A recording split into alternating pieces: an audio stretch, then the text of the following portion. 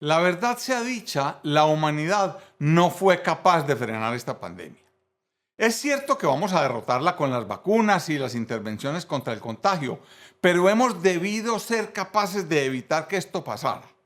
Para el momento en el que estoy haciendo este video, el mundo reporta cerca de 160 millones de casos y más de 3.300.000 muertes, cifras que son inaceptables para una especie que ha sido capaz de conquistar el espacio, avanzar en la comprensión de las leyes fundamentales de la física y otra cantidad de logros que nos indican que podríamos haberlo hecho mucho mejor. Hemos debido ser capaces de frenar esta pandemia y no pudimos hacerlo.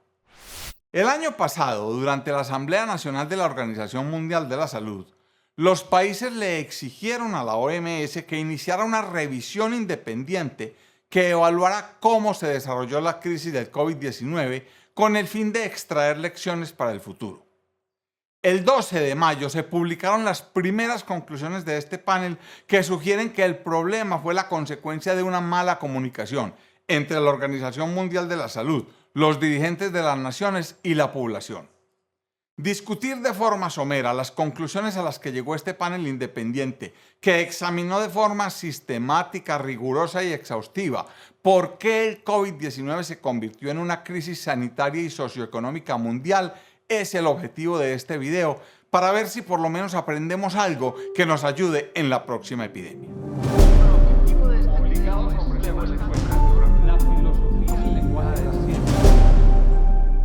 Este panel está compuesto por 13 expertos de todo el mundo, nombrados en parte por la OMS, pero que no dependen directamente de la organización.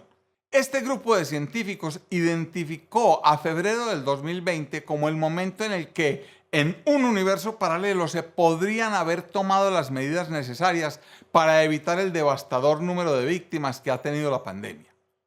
Si los países hubiesen actuado rápido para evitar la propagación del virus, esta tragedia no tendría que haber sucedido, al menos no en estas proporciones. En este orden de ideas, el panel propone una serie de acciones concretas que podrían ayudar a evitar otro desenlace similar cuando nos ataque un nuevo patógeno. Este grupo de trabajo también plantea un plan para que las vacunas puedan llegar a los países de ingresos bajos y medios lo antes posible, con la idea de poner fin a la crisis actual. Algunos investigadores creen que las sugerencias del panel sobre cómo fortalecer la OMS son muy vagas. Sin embargo, Stephen Morrison, director de Política Sanitaria Mundial del Centro de Estudios Estratégicos e Internacionales de Washington, D.C., le dijo a Nation News que considera que el panel tuvo éxito al hacer algunas recomendaciones grandes, como crear un Consejo de Líderes Mundiales dedicado a la lucha contra las pandemias. El panel produjo 3 documentos principales que se pueden bajar de las referencias 3, 4 y 5. El reporte principal presenta los hallazgos y recomendaciones del panel. También presentaron un resumen de estas recomendaciones y un documento complementario que describe 13 momentos decisivos que marcaron el curso de la pandemia. También hay en la publicación otros 12 documentos de referencia para quien esté interesado en profundizar en el tema y un par de videos que sumados duran cerca de 1 hora. Yo me tomé el trabajo de leer el documento principal, sin embargo, voy a discutir con ustedes solo 2 aspectos que Amy Maxman destaca en la publicación de Nature. Una de las recomendaciones principales del panel tiene que ver con buscar la manera de que la OMS se vuelva más audaz a la hora de reaccionar cuando detecta un brote potencialmente peligroso. A mí esto me parece más fácil de decir en retrospectiva que de hacer a la hora de enfrentarse al problema. El dilema entre meter al mundo en un esfuerzo innecesario y pasar como alarmista versus evitar una pandemia no debe ser sencillo de resolver. De todos modos, los panelistas en su informe preliminar concluyeron que la OMS debió declarar una emergencia pública de interés internacional, o PHEIC por su sigla en inglés, una semana antes de que lo hizo el 30 de enero. En el resumen final de la investigación, el panel pone más énfasis en lo que ocurrió entre esa alarma y cuando la OMS calificó la crisis de pandemia el 11 de marzo. Según estos autores, en febrero el peligro de que el SARS-CoV-2 se extendiera por todo el mundo ya era bien conocido y su número de víctimas podría haberse disminuido mucho con estrategias nacionales de contención. El informe dice, entre comillas, que es evidente que febrero del 2020 fue un mes perdido.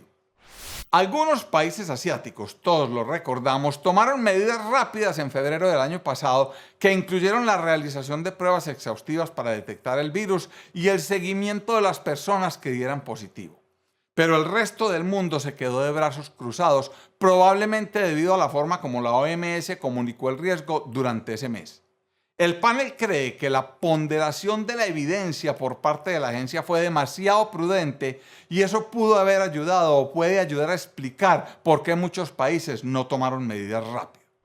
Cuando se hizo evidente que los países que usaban mascarillas iban mejor que los que no lo hacían, la OMS podía haber dicho que, aunque no tengamos todos los datos, deberíamos aplicar el principio de precaución y recomendar las mascarillas.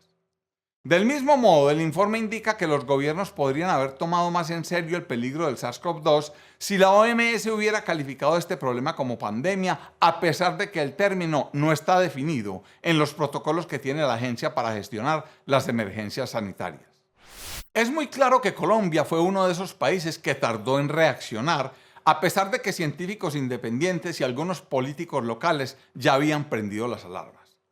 Les ruego el favor de no interpretar mal mis palabras. Yo no digo que la reacción tardía haya sido solo desidia del gobierno colombiano. Algo hay de eso, pero también es cierto que el mensaje de la OMS no fue lo suficientemente contundente como para forzar a los gobiernos a cerrar aeropuertos y actuar con mayor celeridad y decisión. A los expertos en salud mundial les preocupa desde hace tiempo que la OMS se enfrenta a limitaciones serias a la hora de actuar. Carece de poder legal para hacer cumplir las recomendaciones y exigir información y tiene dificultades para criticar las acciones de los gobiernos porque carece crónicamente de fondos y depende de las donaciones de sus países y territorios miembros. Mejor dicho, según este panel, la OMS no tiene los dientes que debería y tendríamos que dárselos. Es por esto que el grupo recomienda un mayor presupuesto para la agencia y dice que todos los países con una epidemia deben permitir el acceso de los funcionarios de la OMS a los lugares de los brotes con mayor facilidad, refiriéndose en específico a las semanas de negociación que se necesitaron para que China permitiera la primera visita de la OMS a Wuhan en febrero. También es cierto que los países tendrían que ponerse de acuerdo para reformar la normativa que dicta los protocolos de la OMS para que ésta tenga la autoridad de declarar una pandemia. Actualmente solo puede declarar una emergencia pública de interés internacional, lo que es una limitación muy importante que nosotros mismos como sociedad le hemos puesto al organismo. A la hora de prevenir futuras pandemias, una de las recomendaciones más fuertes del panel de expertos es la formación de una organización aparte de la OMS, una especie de Consejo de Amenazas Sanitarias Mundiales para responsabilizar a los países de frenar las pandemias. El Consejo incluiría a los presidentes y primeros ministros de varios países de renta alta, media y baja, y su función sería amonestar a los gobiernos si no se preparan o no responden a las emergencias sanitarias basándose en el asesoramiento de las agencias científicas. Dicho de otro modo, tendríamos que crear un organismo con el poder suficiente como para forzar a los gobiernos a actuar cuando la ciencia así lo dictamine. Para poder crear un tipo de consejo como el que sugieren estos expertos, se requeriría que un gran número de gobiernos presionara a las Naciones Unidas para que lo adoptara, asunto que no resulta tan sencillo porque es poco probable que los países que tienden a ser cautelosos con la información apoyen a un grupo destinado a presionarlos para que sean transparentes. De todos modos, este panel está poniendo la vara alta para intentar que la humanidad esté a la altura de lo que está en juego y evitar así una nueva crisis de esta envergadura, recordándonos a todos que para el 2025 se esperan pérdidas por 22 trillones de dólares, hablando en la escala corta americana. Es decir, estamos hablando de 22 millones de dólares en la escala larga que nosotros usamos. Esta pandemia paralizó el planeta por 18 meses y no podemos permitir que esto nos vuelva a suceder. Los miembros de este panel presentarán sus recomendaciones a los líderes del mundo en la Cumbre sobre la Salud Mundial que se llevará a cabo la próxima semana en Roma y en la Asamblea Mundial de la Salud a finales de mayo. Todos esperamos que estas recomendaciones puedan convertirse en una política real para beneficio de todos.